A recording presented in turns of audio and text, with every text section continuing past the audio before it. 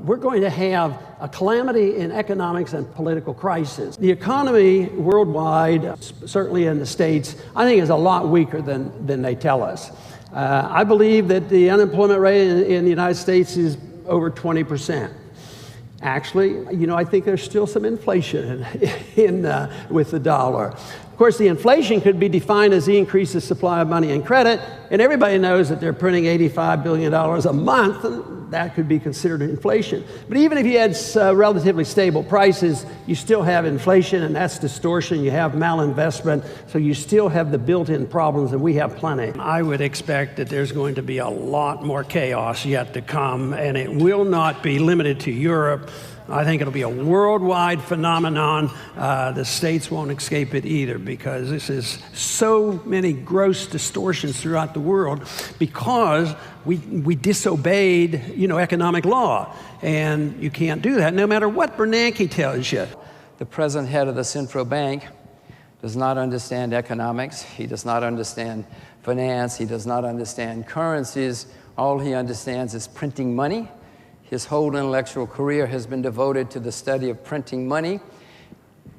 And as you know, we've given him the printing presses. And he has said, I will run the printing presses as fast as I have to. The man knows nothing else. In fact, I think I saw Ron questioning him on TV once. I asked him a simple little question, whether gold was money. And he says, no, it wasn't money.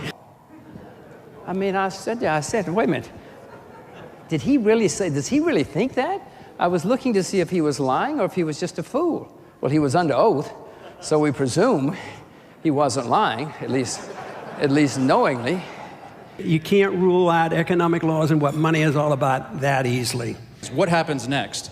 So they've already been robbing people's purchasing power. Now they just said, you know what, we're going to skip the subtlety and we're going to go straight to direct confiscation.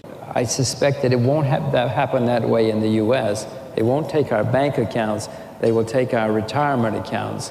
They will take our 401ks. They will say, you've all been having such hard times earning money in your 401k, so what we're going to do is we're going to save you. We're going to give you government bonds, which are guaranteed, 30-year government bonds, and you will get 3%, and you give us your retirement assets. Putting retirement accounts, putting IRAs in bonds? I don't doubt it for a minute. They'll do what they think is necessary, and they'll use force, and they'll use intimidation, and they'll use guns, because you can't challenge the state. You can't challenge the state's so-called right to control the money. I don't doubt for a minute that they're quite capable, the people I know in Washington, of saying, well, you got to save the country, you can buy treasury bills from now on. So, no, I think that's very possible at that time when things get a lot rockier than they are now.